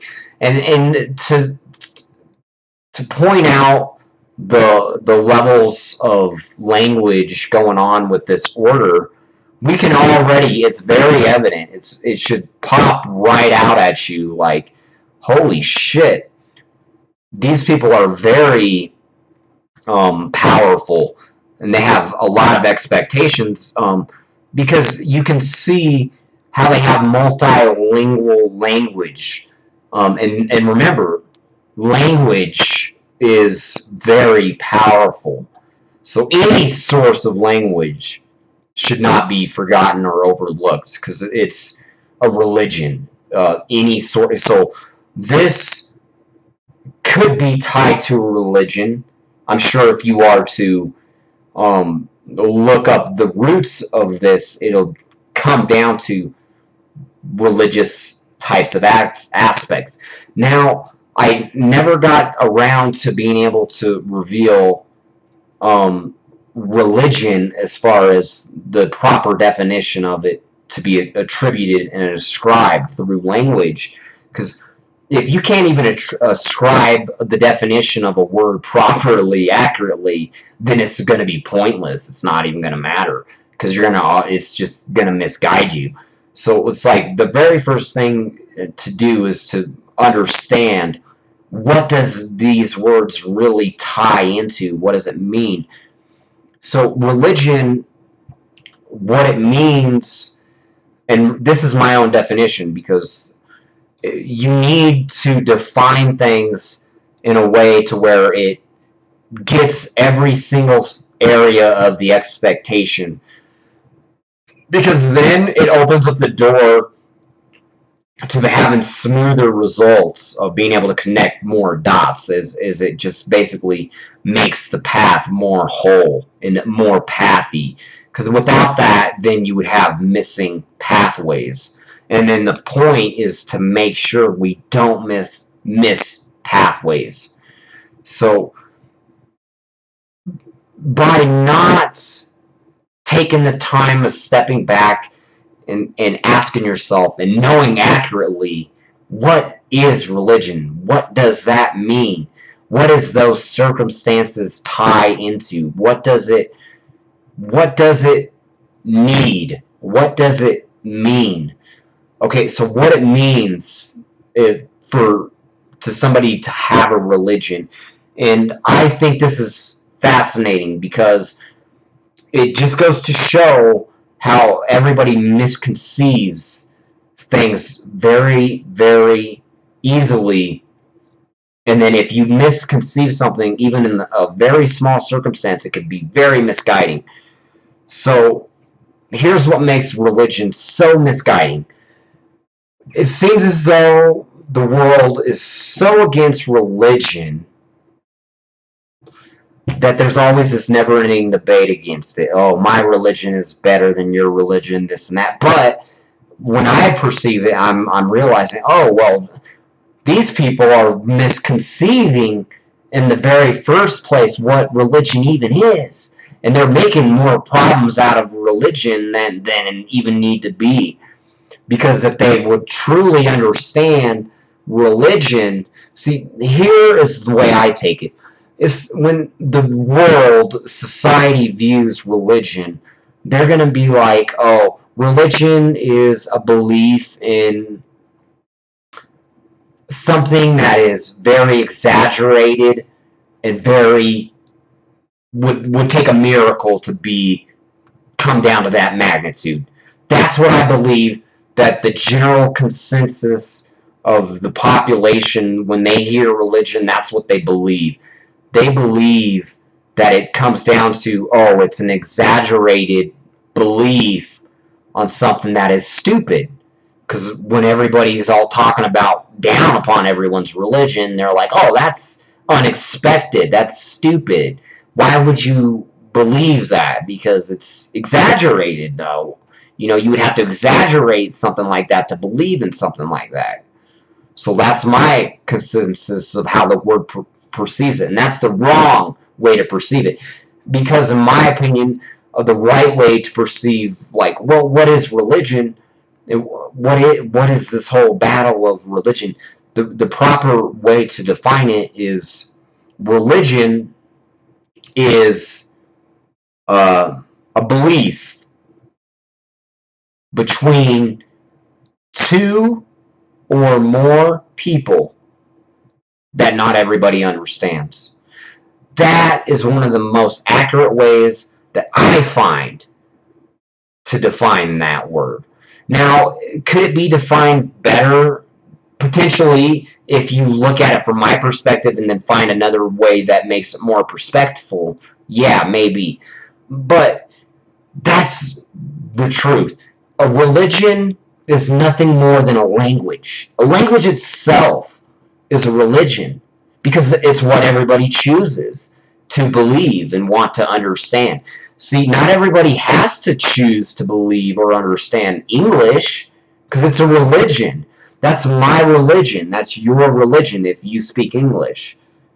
Because it's a belief between two or more people that not everybody understands. So now, if you properly understand what religion is, you actually find that the yin to the yang of religion is language. Religion is equal to language. So now we have this whole debate against your language is wrong, my language is right. But it's all coming down to the belief of two or more people who believe in something that not everybody understands. Because that's what makes it a religion. What makes something a religion is when not everybody understands it. That's when you cross the point to where something becomes a religion. It's religious. Okay? When not everybody understands it, it now becomes a religion. So you can now it's very easy to understand why this is so stupid. It's like so many things can become religious so easily. Because all it takes is just two or more people to understand something that someone else doesn't. As soon as someone else doesn't understand that, and then two or more people understand it, those two people are holding on to their own religion. No matter what. If it's English, it's English. That's a religion. That's what they hold on to. That's their religion. That's their language. So now the truth of the matter is, now people are trying to argue that language is wrong. Oh, your language is wrong. Language cannot be wrong. How I choose to expect something cannot be wrong, because if it's how I choose to expect it, who's to say how it should be expected besides my own self? That's why this whole battle is revolving around misconception and other areas. And it's because we have all these people that don't like to say more than one fucking thing, and then they think that they say one fucking thing that it proves everything. See, we need people like me, how we can go onto one example. Now we break into more examples, as many examples as it takes to set this shit straight. Because it's like, since when did we think it was okay to just come up with one fucking example and then think that one example just proves everything? And that's generally how people operate. Oh, I can prove one thing, then now I can prove everything. That is so dumb. Okay, well, if you can prove one thing, what's so hard about, let's see what else, prove something else that comes out with a good dynamic behind that argument? Because it's like, well, if you can only come up with a few dumb arguments and then it just proves everything, well, then you're just coming up with one, because anybody can come up with one goddamn argument that proves everything wrong. It's very simple to do. Very, very simple. Very simple. Very simple. And they think that that's complicated. They think that's hard. They think that's unexpected. But everybody's different. And that's why I'm saying, hey, your perception, my perception is two different perceptions. It's a matter of concluding, well, what is the most perceptible? And now when you're trying to argue that you have the most perspectable and I have the most perspectable, it comes down to, well, what is more useful? Well, now let's start putting down checklists. All right, when we compare my perspective to an atheist, well, I can fucking beat a goddamn atheist in one damn check mark. I mean, putting on the fucking 80 other check marks is overkill. The fucking other 9,000 check marks I can get added on there, it's overkill. Okay, well, what makes it so stupid? Stupid is defined by unexpected, something that is harmful, something that does not have control. Okay? That's what an atheist believes in, is something that does not have control. That's stupid. Something that does not have control, that is unable to have control. Stupid. That's why we tell atheists, that's stupid, that's unable to have control. But they'll argue, well, that is smart, that is able to have control. But now they just try to say one thing, and they think that it proves everything. Anything can, I could say one thing, and then it proves everything also. But it's more useful if I can come up with as many beneficial examples and concepts that exaggerate the dynamic as possible. And then it comes down to, well, let's exaggerate both sides of the dynamics and compare and contrast. And then, what do they call that? Process of elimination. Yeah, the process of elimination. Okay, well, from my perspective, I'm already arguing we need to make things useful. And then from an atheist perspective, they argue that we need to make things unuseful. We need to make things out of control. We need to... See, an atheist, that's their perspective. When they say, hey, I'm an atheist, they take on the perspective that things are not in control, they don't need to be in control, that things don't need to be expected. So, yeah, if I was an atheist, I could make any goddamn argument I want, because that's what it means, is to come up with anything that's not expected. I could say anything I fucking want, because it's not expected. That's what it means to be an atheist. Nothing's goddamn expected. Alright, so already the very first concept of atheism doesn't make sense. Nothing's expected.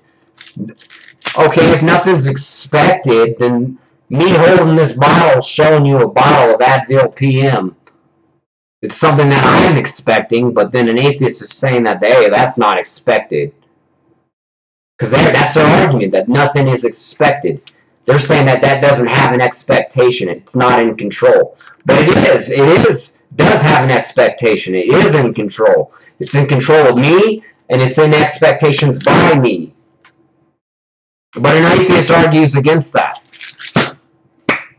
Now it's a matter of being fucking fair about yourself and arguing, can you honestly go against that? Now it comes down to me coming up with more examples that can prove that contrast of the dynamic as usefully as possible. So now we're going to be breaking into two sides of the story. One side of the story says they're going to argue that they don't need for anything to be in control. So if they argue that they don't need for anything to be in control, why are they trying to put things into control to begin with? Why are they trying to make things expected to begin with? If nothing needs to be expected, nothing needs to be in control. They're already contradicting themselves. Me, I sit here and say everything does need to be in control. Everything is expected. Everything does matter. That's the simplest way to look at it. An atheist says nothing matters. A fucking someone on the other side who believes that there is a reason, that there is a God. Maybe that someone doesn't even believe there's a God. They just still believe that there's a reason. That's two sides of the story. The atheist believes nothing matters. The person that believes that there is a God, generally, they believes that everything matters, that it does matter. So now it comes down to which side do you want to be on? Do you want to be on the side that says, hey, nothing matters? Or do you want to be on the side, hey, everything does matter? What makes more sense to you? Oh, am I going to be on the side that says nothing fucking goddamn matters? Why the fuck would you want to be on? Yeah, it could be useful to be on that side, depending if you're like me. Yeah, that's not useful because I'm discarding something that's not useful. If I'm deleting something, it's okay to do that. Yeah, are you deleting something? What the fuck do you need to delete everything for? They're deleting everything and shit. So I'm so almost forgot my train of thought here. They argue nothing matters. The creationists, we argue everything matters. So a very good dynamic is, okay, well, this gets fucking quick to the point. Okay, the atheist is going to argue, go by the statement that nothing does matter, nothing is going to matter, nothing will matter, nothing did ever matter. That's what they mean. Whether or not they indirectly or directly say that, that's what it means. That's what atheism is. Atheism is for there to not be a purpose, not to be expectation, for things to not be in control. But that's what's revealed in the Matrix. What did Morpheus tell Neo? He said, what is the Matrix, Neo? Control. So now you have an atheist trying to argue that there is no control. They're trying to argue that there is no Matrix. That's what an atheist argues. They say, hey, there is no Matrix. There is no expectation. There is no control. There has never been any control. There has never been any expectation. There never will be any expectation. There never has been a Matrix. There never will be a Matrix. There never is going to be a Matrix. But the person who believes in God, we argue, yeah, there is a Matrix. There is control. There has always been control. There always will be control, and there is always going to be control. Okay? There always was things that were expected. There is always things that are going to be expected. There are always things that will be expected. See, that's both sides. You're either on one side or the other. You can't sugarcoat that shit. You can't just go jumping on one side and then jump on the other. You can't say, hey, I'm an atheist, nothing matters, and then jumping on the other side, and now you're trying to state your statement of shit that matters, because your first statement invalidates every single statement previously stated after. A true atheist, their number one statement is going to be nothing fucking goddamn matters, and that's the end of it. They don't say nothing else. Nothing fucking matters. That is the belief itself, that nothing matters. There is nothing else to argue about that or add on to it, because you can't add on to anything when you're saying that there's nothing expected. Because now, as soon as you try to add on something that is expected, you're already against that. You don't believe in there being any sort of expectation. That don't make sense. Okay, now that's my own personal theory. Now, some people understand that, some people don't. It's okay. It's if you don't understand that, you don't understand that. Maybe you can understand that. Maybe you just need more examples. That's why I'm here to help. It's not to. Okay, now back to the revelation of the pyramid because it's gotten super sidetracked. The revelation of the pyramids here is the revelation of the Matrix. So this whole time, that's like the very first thing everybody's seen in their whole life. You're fucking 3 years old, 5 years old, everybody sees a dollar bill, they hold it, they look at it, they don't even know they're looking at it. The Matrix. It's the revelation of the Matrix, to have control, to be in control, to know what's expected, to do what's expected, to know what's expected. Okay? That's what the of is to reach a point of expectation. So that is symbolic for to have points of expectation. Okay?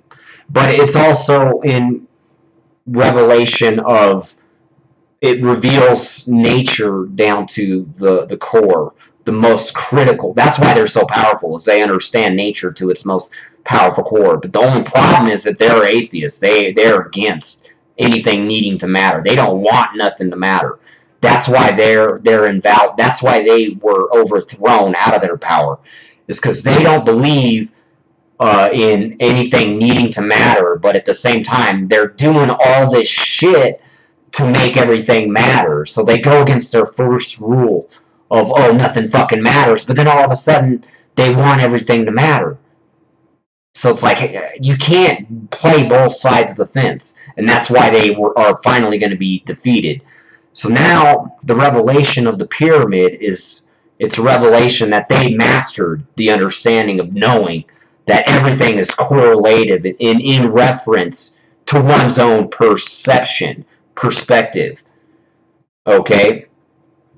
So it's very dangerous to involve yourself with any sort of other person because you do not know what their point of perspective is. They can tell you what their point of perspective is, but it doesn't guarantee you that that's what their point of perspective is, because that's their own point of perspective, and then you're susceptible to based on if they're telling the truth or not. So the most dangerous thing going on in the universe is everybody's own point of perspective, because only you know your own point of perspective, and that can be dangerous, especially for a criminal.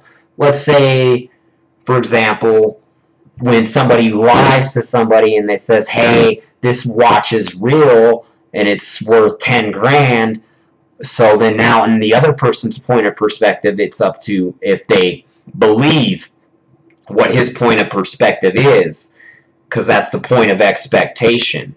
Everything's a point of expectation. That's why everything's points you back to the pyramids, and that's what they made the pyramids for, is to reveal that everybody thinks that nothing is complicated and can be in control and to have expectations, but even the most simple things, when you look at it, have expectations. And this comes back down to the revelation of the universe. When you look at a rock, molecules, particles, it doesn't look like it's doing anything, but when you really look close and you keep looking, you'll see that it reaches that point of expectation. It has that point of expectation because it's relative and correlative to that point of whoever's own perspective, whoever controls that.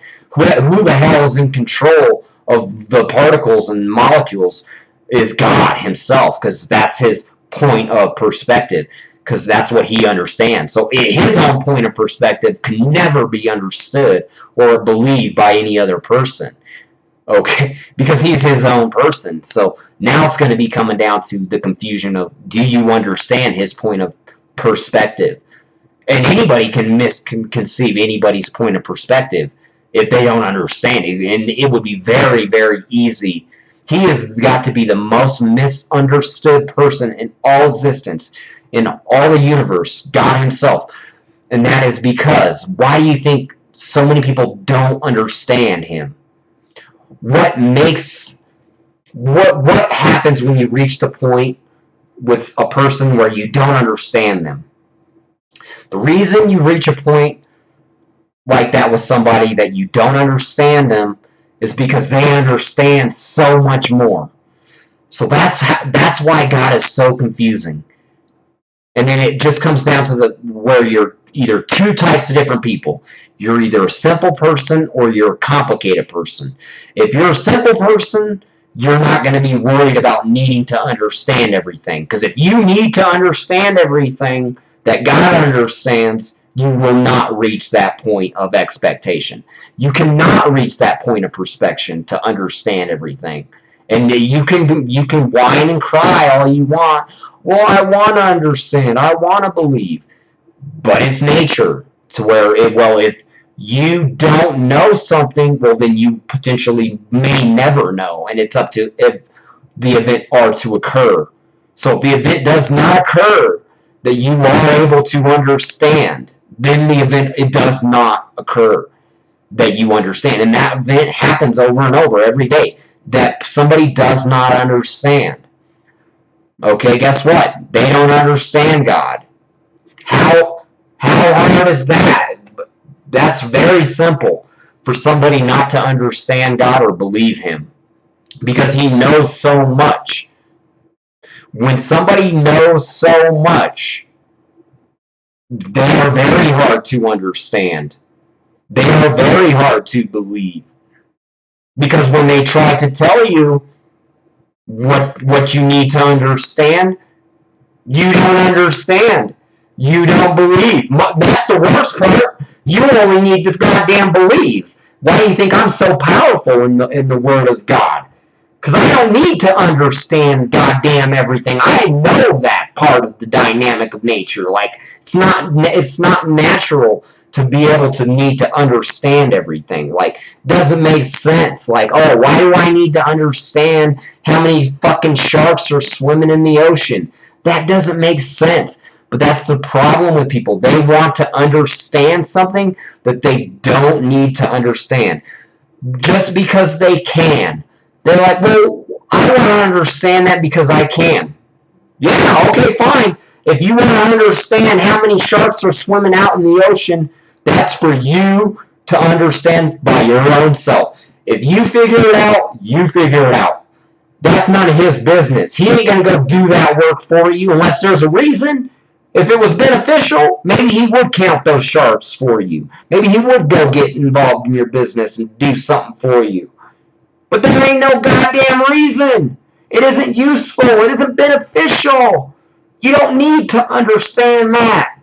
Guess what? It sure as fuck isn't, from what I'm understanding, it sure as fuck isn't beneficial for us to need to understand how the fuck to do all this shit God can do. Why? Because that's dangerous. The more shit we know, the more dangerous we are. We don't want everybody to understand everything he goddamn understands. And I know that. And I understand. And I accept that. I believe that. And that's why he chose me to fucking pass this message down to everybody. You need to simplify your ass out a lot. You need to simplify your shit real quick, real fast, and real seriously. All you motherfuckers want to be getting all complicated? Guess what? You can get as complicated as you want to. But do you think that you're going to confuse God? That's what it means when you backtalk. When you try to put your point of perspective into someone else's point of perspective. You want to be a smartass. You want to say, well, that's none of your business. I can do whatever the fuck I want. Stay on your side. Leave me alone. Now, he left everybody alone, and now we got a big problem. Because he was being a smartass about it. You see what happens when you don't want him helping? You don't want him getting in your business? What happens? Shit hits the goddamn fan. Because it's not useful. Doesn't make sense. It's not beneficial. Why the fuck would it be beneficial for me to not involve God in my business? To cut him out? Leave me alone. That don't make sense, but that's man's nature. That's how we are.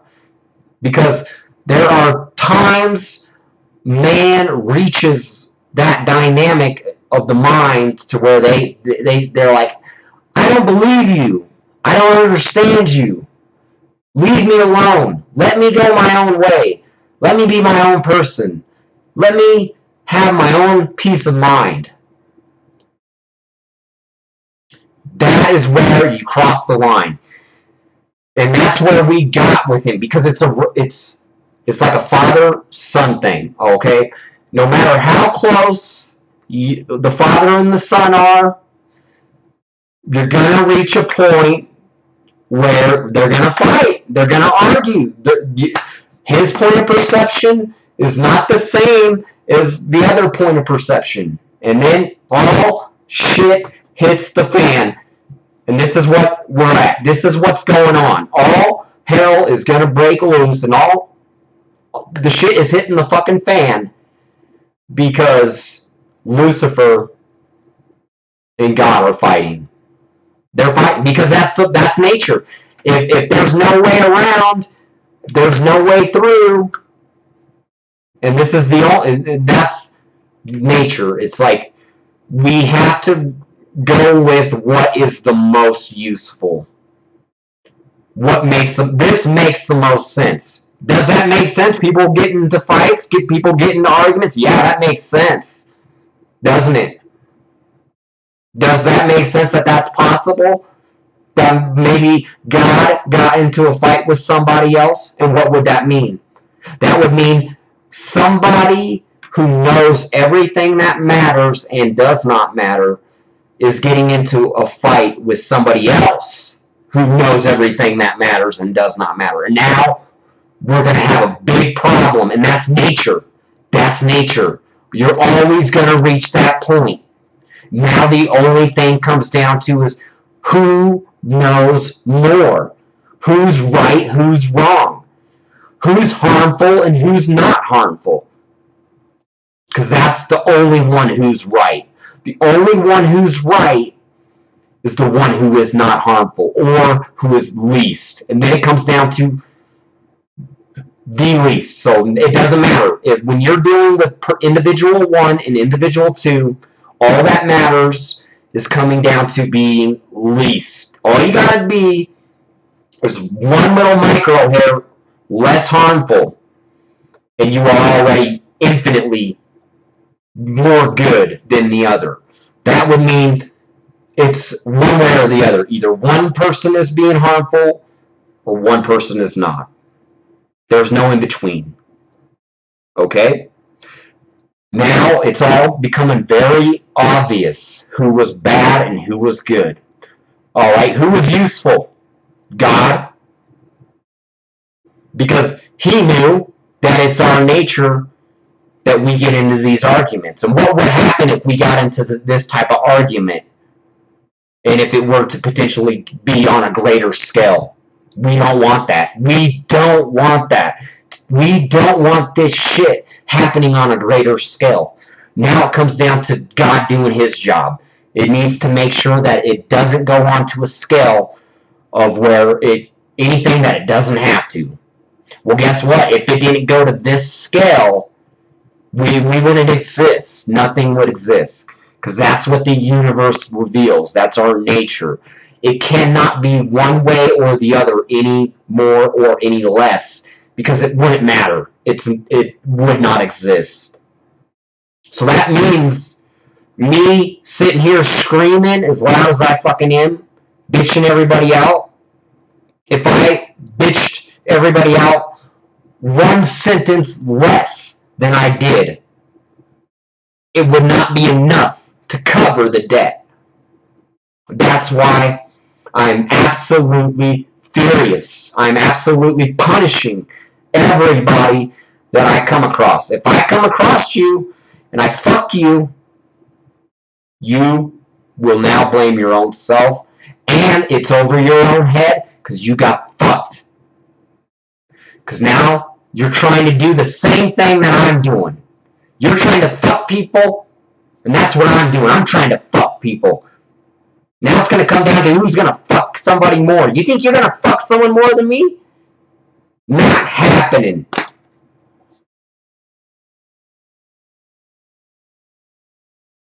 Grab a ticket, all you little dick-sucking motherfuckers. Grab your fucking ticket. You're all going to hell.